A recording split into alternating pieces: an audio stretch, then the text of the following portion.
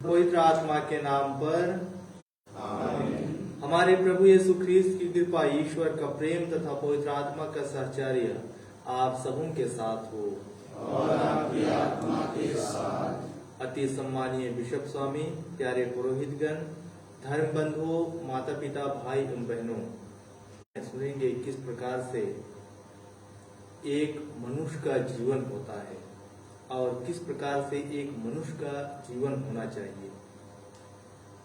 हमको किस प्रकार से जीवन जीना है और किस प्रकार से हमको जीवन में कार्य करते हुए आगे बढ़ना है। यहाँ पर तुलनात्मक दृष्टि से हम लोगों को बतलाया गया है कि किसके समान हमको जीवन नहीं जीना है और किसके समान हमको जीवन जीना है।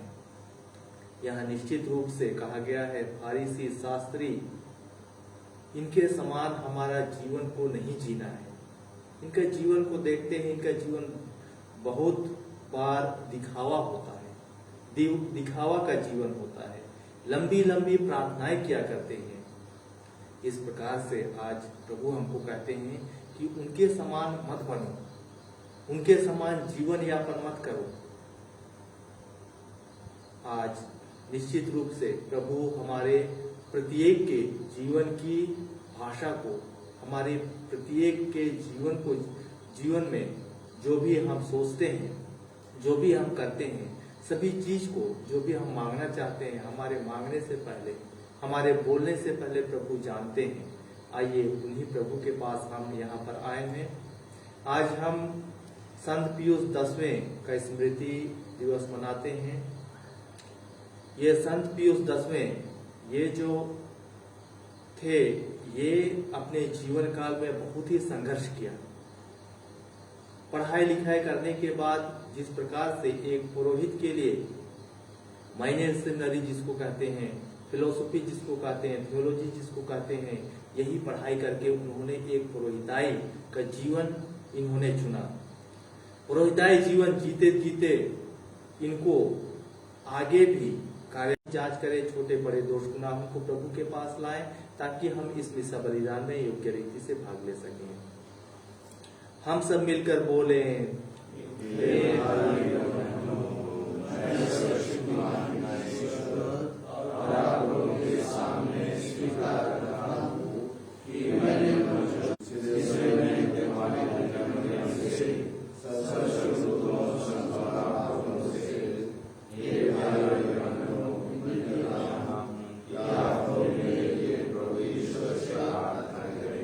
सर्वशक्तिमान ईश्वर हम लोगों पर दया करे, हमारे पाप क्षमा कर हमको अनंत जीवन प्रदान करे।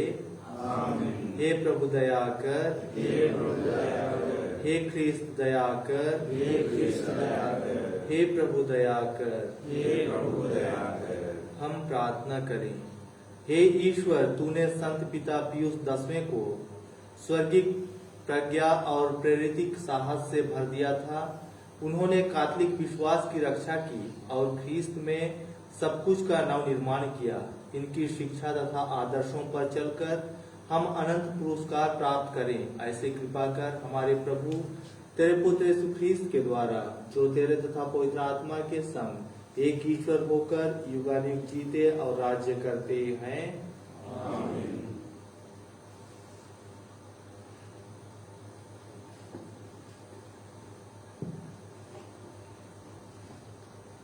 पहला पाठ रूत का ग्रंथ।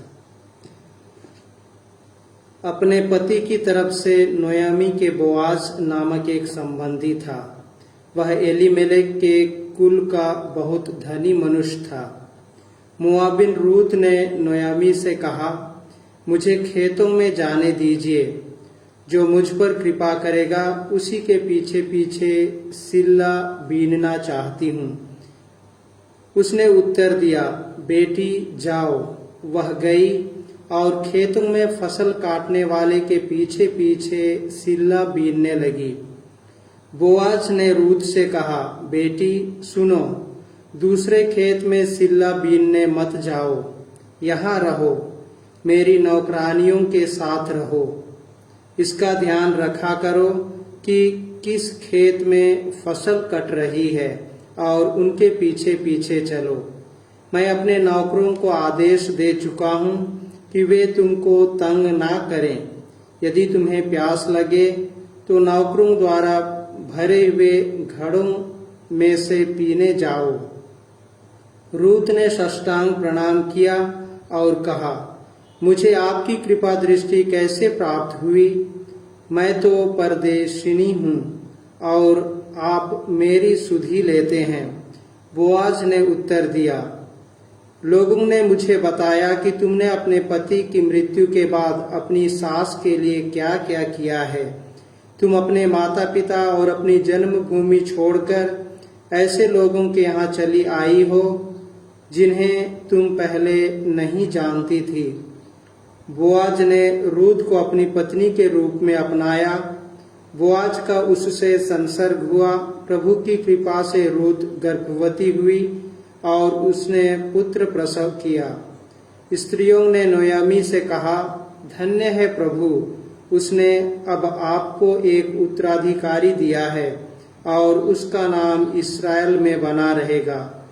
वह आपको नया जीवन प्रदान करेगा और बुढ़ापे में आपका सहारा होगा, क्योंकि आपकी बहू ने उसे जन्म दिया है।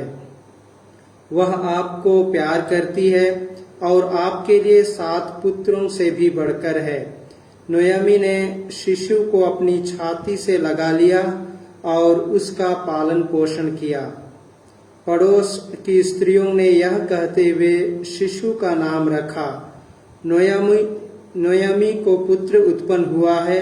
उन्होंने उसका नाम ओबेद रखा। वही दाऊद के पिता यिशै का पिता है। यह प्रभु की वाणी है। भजन अनुवाक्य। जो ईश्वर पर भरोसा रखता है उसे वही आशीष प्राप्त होगी।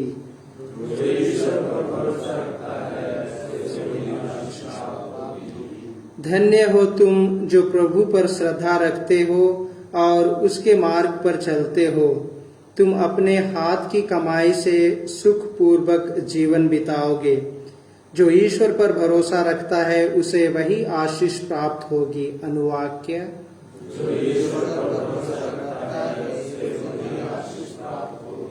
तुम्हारी पत्नी तुम्हारे घर के आंगन में दाखलता की भांति फलेगी फूलेगी। तुम्हारी संतान जैतून की टहनियों की भांति तुम्हारे चौके की शोभा बढ़ाएंगी। जो ईश्वर पर भरोसा रखता है उसे वही आशीष प्राप्त होगी। अनुवाक्य।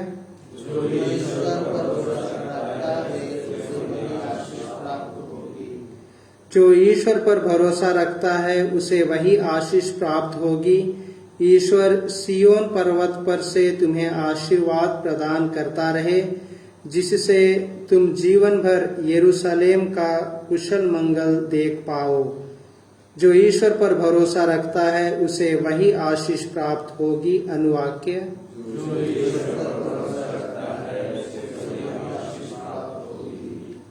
जय घोष। alleluia। तुम्हारा एक ही पिता है जो स्वर्ग में है। तुम्हारा एक ही आचार्य है अर्थात मसीह। हालेलुया।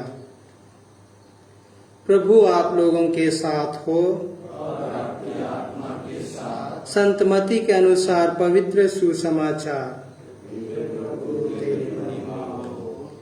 यीशु ने जनसमूह तथा अपने शिष्यों से कहा, शास्त्री और फरीसी मूसा की गद्दी पर बैठे हैं, इसीलिए वे तुम लोगों से जो कुछ कहे वह करते और मानते रहो, परंतु उनके कर्मों का अनुसरण ना करो, क्योंकि वे कहते तो हैं पर करते नहीं।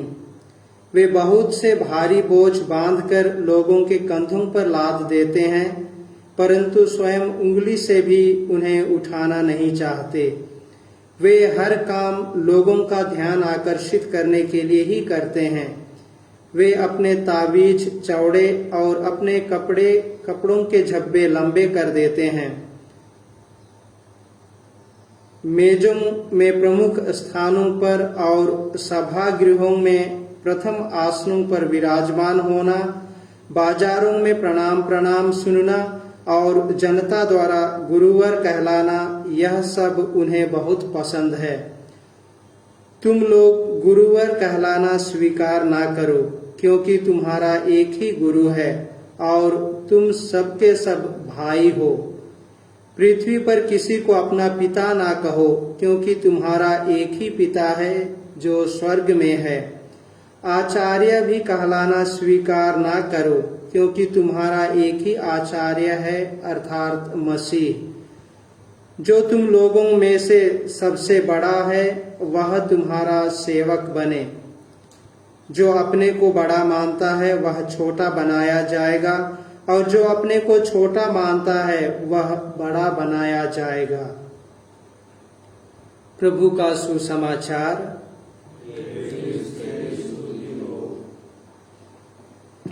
अति सम्मानीय बिशप स्वामी, प्यारे पुरोहितगण, धर्म बंधुओं, माता पिता, भाई एवं बहनों,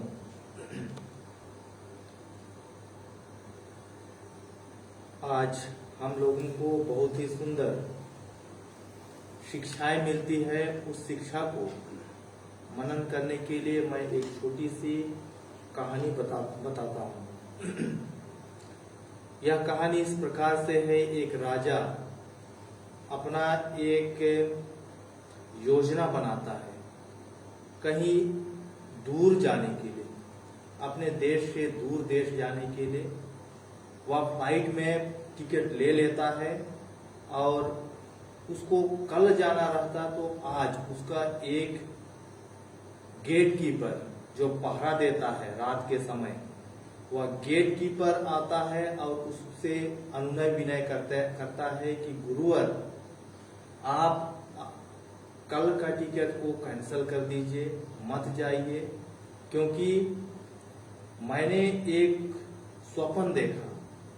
वह स्वप्न इस प्रकार है, आप यात्रा कर रहे हैं जहाज में और वह जहाज अचानक उस दूरी जाकर के यह क्रश हो जाता है, एक्सीडेंट हो जाता है और सबके सब सभी लोगों की वहां मृत्यु हो जाती है। और उनकी बातों को राजा सुन करके अपना टिकट कैंसिल कर देता है। कैंसिल करने के बाद सबको पता चलती है कि निश्चित रूप से यह जो नौकर था, यह जो गेट कीपर था, जो कहा था 100% वैसा ही हुआ। राजा अपने दरबारियों को दरबार में से सभी लोगों को, सभी मंत्रियों को कहता है कि पूरे जनता को एक साथ बुला के लाओ, मुझको कुछ कहना है इस गेट कीपर के लिए। सभी कोई एकत्रित हो जाते हैं, सभी कोई आ जाते हैं। वहां माइक में जाकर के वह अनाउंस करता है कि मैं जिस गेट कीपर को रखा हूं, यह गेट कीपर को अगले बार से रखना नहीं चाहता। आज से इसको रिजाइन दिलवाता हूं, क्योंकि मैंने इसके कार्यों से संतुष्ट नहीं हूं। सब कोई बहुत आश्चर्यचकित हो जाते हैं, क्यों ये राजा जो है, इस राजा की जिंदगी बचाने वाला को, इस राजा जो यात्रा कर रहे थे इसकी जिंदगी यहीं तक समाप्त होती, लेकिन ये गेट कीपर के कहने पर इसकी जिंदगी बचती है। और क्यों ये इसको निकालना चाहते हैं काम से, और ना केवल काम से लेकिन उस देश से निकाल देना चाहता है, अपने एरिया से निकाल देना चाहता है। और वहां पर जब तर्क वितर्क होता है तब वह राजा कहता है कि मैं इसको रात में पहरा देने के लिए, जागने के लिए मैंने इसको रखा है, ये नहीं कि सोने के लिए, सो करके स्वप्न देखते हैं। प्यारे माता पिता, भाई और बहनों, यहां पर हम देखते हैं इस गेट कीपर का कार्य ठीक उसी प्रकार से आज के सुसमाचार में हमको संदेश मिलता है। प्रभु यीशु ख्रिस्त हमको कहते हैं, फारिसी और शास्त्री, इनका जीवन कुछ इसी प्रकार से होता है। ये कहते कुछ और हैं, करते कुछ और हैं। ये नियम तो बनाते हैं लोगों के लिए, क्योंकि ये मूसा की गद्दी में बैठे हैं, लेकिन ये स्वयं के लिए नियम नहीं बनाते हैं, ये स्वयं उस नियम पर नहीं चलते हैं। हम जानते हैं ख्रिस्तियों का जीवन किस प्रकार से ख्रिस्तियों का जीवन होना चाहिए। जो प्रभु के पीछे जाते हैं, चलते हैं, उनका जीवन किस प्रकार से होना चाहिए। एक आदर्शमय जीवन, सेवा का जीवन, परोपकार का जीवन, सहयोग का जीवन, भला कार्य करने का जीवन, ऐसे जीवन एक ख्रिस्तियों का जीवन होना चाहिए। लेकिन इनका जीवन जस्ट विपरीत होता है। इसीलिए प्रभु यीशु ख्रिस्त कहते हैं, जो नियम लोग बनाते हैं उनका नियम आप सुनो, उनके नियम पर चलो, क्योंकि ये मूसा की गद्दी पर बैठे हैं। ये आज्ञाकारिता को सिखलाते हैं यहाँ पर, लेकिन उनका अनुसरण मत करो। वे जो करते हैं वैसा आप मत करो, क्योंकि ये लोग जो हैं ये बाजारों में प्रणाम अर्थात दिखावा मात्र करते हैं, दिखावा का जीवन जीते हैं। ये अच्छे स्थानों पर बैठना चाहते हैं, सबसे आगे आना चाहते हैं, हर चीज में ये अपना जीवन को केवल दिखावा मात्र लोगों के नजरों में करते हैं। आज प्रभु हमको संदेश देते हैं कि हमको ऐसा जीवन नहीं जीना है, लेकिन हमको एक पवित्रता का जीवन, एक सरल सिंपल परोपकार का जीवन, सहयोग का जीवन, आदर्शमय जीवन, इसी प्रकार के जीवन को प्रभु सराहते हैं। आइए हमारे जिंदगी में देखकर झांक करके देखें कि हम किस प्रकार से जीवन जी रहे हैं। क्या हमारी जीवन इसी फारिसी के समान है? क्या हमारा जीवन उस गेट कीपर के समान है? जो हमको जिम्मेदारी मिलता है, जो कार्य मिलता है, उस कार्य के जस्ट विपरीत करते हैं। क्या हमारा जीवन ऐसा तो नहीं? आइए प्यारे माता पिता, भाई और बहनों, वही प्रभु यीशु ख्रिस्त, जिस प्रभु ने कई हजार वर्ष पहले शिक्षा दी थी अपने शिष्यों को, लोगों को इन्होंने सही रास्ता पर चलने के लिए अपने जीवन के द्वारा उन्होंने एक नमूना पेश किया था। वही प्रभु रोटी और ताकत के रूप में हमारी जिंदगी में आते हैं और हमको नई शिक्षा देते हैं, आदर्शमय जीवन जीने का शिक्षा देते हैं। आइए प्रभु से प्रार्थना करें कि हम भी उनकी शिक्षाओं पर चलते हुए अपने जीवन को सुंदर एवं सुगम बना सकें। Number E66।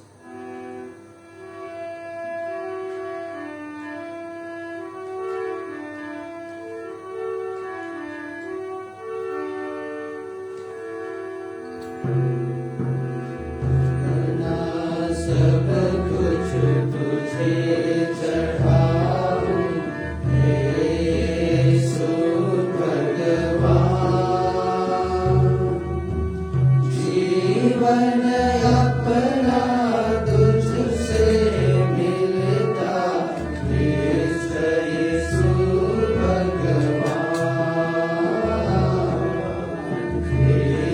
Jesus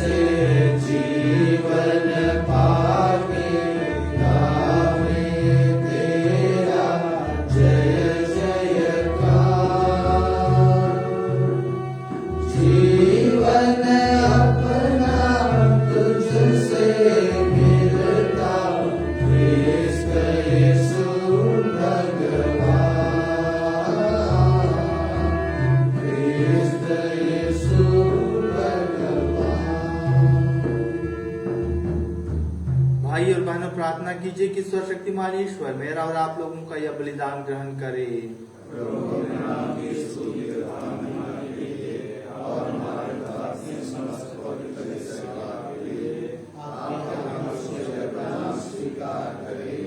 हम प्रार्थना करें। हे प्रभु, हमारी भेंट दया पूर्वक स्वीकार कर संत पिता पीयूष की शिक्षा पर चलकर हम यह पवित्र संस्कार भक्ति भाव से संपन्न करें और इसे विश्वास पूर्वक ग्रहण करने के योग्य बन जाएं। हम यह प्रार्थना करते हैं अपने प्रभु ख्रीस्त के द्वारा। प्रभु आप लोगों के साथ हो और आपकी आत्मा के साथ। प्रभु में मन लगाइए। हम प्रभु में मन लगाए हुए हैं। हम अपने प्रभु ईश्वर को धन्यवाद दें।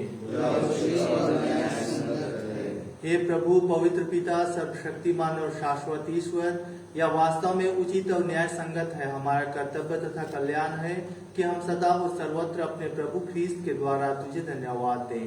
अपने संतों के अद्भुत साक्ष्य द्वारा तू अपनी कलीसिया को नित्य नई प्रेरणा और शक्ति प्रदान करता और हमें अपने प्रेम का सुनिश्चित प्रमाण देता है। हम अपनी मुक्ति का कार्य पूरा करने में इन संतों के महान आदर्श से प्रोत्साहन पाते रहें और इनकी प्रेम पूर्ण मध्यस्थता द्वारा तेरे प्रिय बनते जाएं। इसलिए हे प्रभु, समस्त स्वर्गदूतों और संतों के साथ हम भी तुझे धन्यवाद देते हुए उल्लास पूर्वक घोषित करते हैं।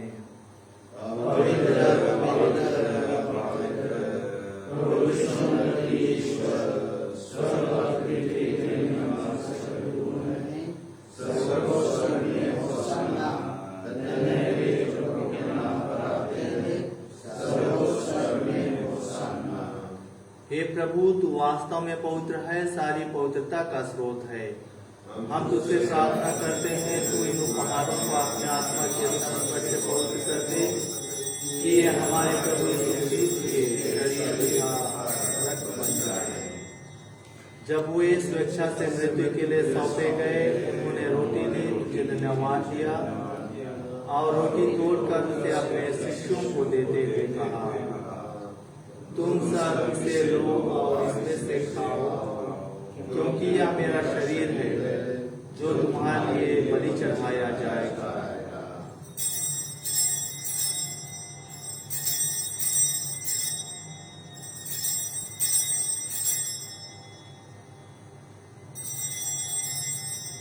इसी भांति भोजन के बाद उन्होंने कटोरा लिया, तुझे धन्यवाद दिया और उसे अपने शिष्यों को देते हुए कहा, तुम सब इसे लो और इसमें से पियो, क्योंकि यह मेरे रक्त का कटोरा है, नवीन और व्यवस्थान का रक्त, जो तुम्हारे और बहुतों की पापों की क्षमा के लिए बहाया जाएगा।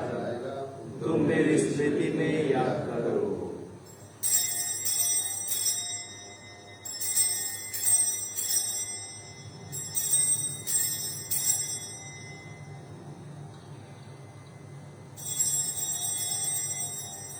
विश्वास का रहस्य।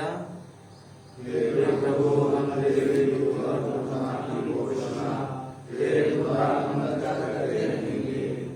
इसलिए हे प्रभु, हम ख्रीस्त की मृत्यु और पुनरुत्थान की स्मृति में तुझे जीवन की रोटी और मुक्ति का कटोरा चढ़ाते हैं। हम तुझे धन्यवाद देते हैं कि तूने हमें अपने सम्मुख उपस्थित होने और अपनी सेवा करने का सौभाग्य प्रदान किया है। हमारा नम्र निवेदन है कि हम सब ख्रीस्त का शरीर और रक्त ग्रहण करके पवित्र आत्मा के द्वारा एकता के सूत्र में बंधे रहें। हे प्रभु, हमारे संत पिता फ्रांसिस, हमारे धर्माध्यक्ष पतरस मिंज और सभी याजकों के साथ विश्व भर में फैली अपनी कलीसिया की सुधि ले तथा इसे प्रेम में सिद्ध बना दे। हमारे उन भाई बहनों की सुधि ले जो पुनरुत्थान की आशा में परलोक सिधार चुके हैं, उन्हें और सभी मृतकों को अपने दर्शन का सौभाग्य प्रदान कर हम सब पर दया दृष्टि डाल कि हम भी अनंत जीवन के सहभागी बने। और ईश्वर की माता धन्य कुमारी मरियम, उनके वर धन्य योसेफ, धन्य प्रेरितों, संत पीयूष दसवें तथा सब संतों के साथ जो युग युग में तेरे प्रति विश्वस्त बने रहे, तेरी स्तुति और महिमा कर सके, तेरे पुत्र यीशु क्रिस्त द्वारा। इन्हीं प्रभु ख्रीस्त के द्वारा इन्हीं के साथ और इन्हीं में हे सर्वशक्तिमान पिता ईश्वर, पवित्र आत्मा के साथ सारा महत्व तथा सम्मान युगानुयुग तेरा ही है। आमीन।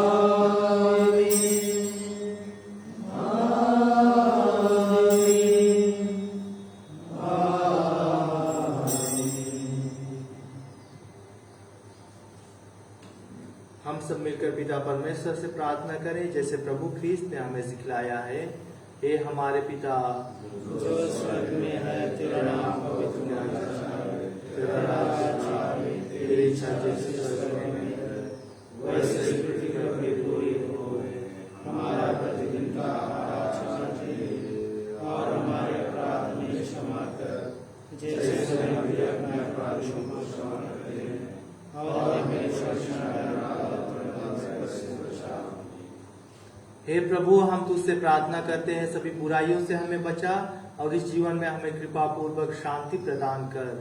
हम तेरी दया से सदा पाप से दूर और हर विपत्ति से सुरक्षित रहें और उस दिन की प्रतीक्षा करते रहें जब हमारे मुक्तिदाता यीशु ख्रीस्त फिर आकर हमारी धन्य आशा पूरी करेंगे।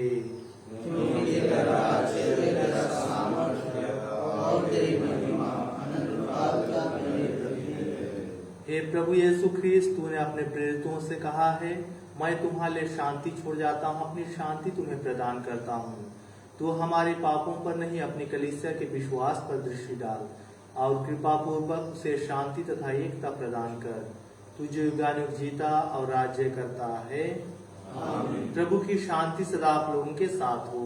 और आपकी आत्मा के साथ। परस्पर शांति अभिवादन कीजिए। ख्रीस्त की शांति।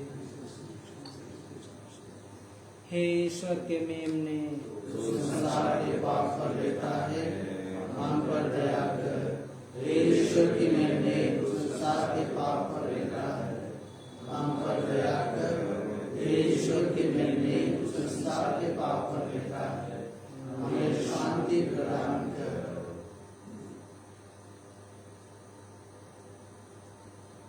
देखिए ईश्वर का मेमना, इन्हें देखिए जो संसार के पाप भर लेते हैं।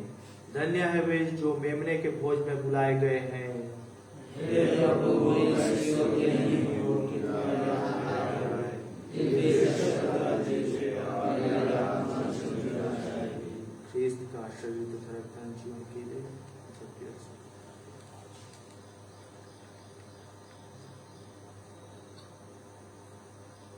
नंबर 851।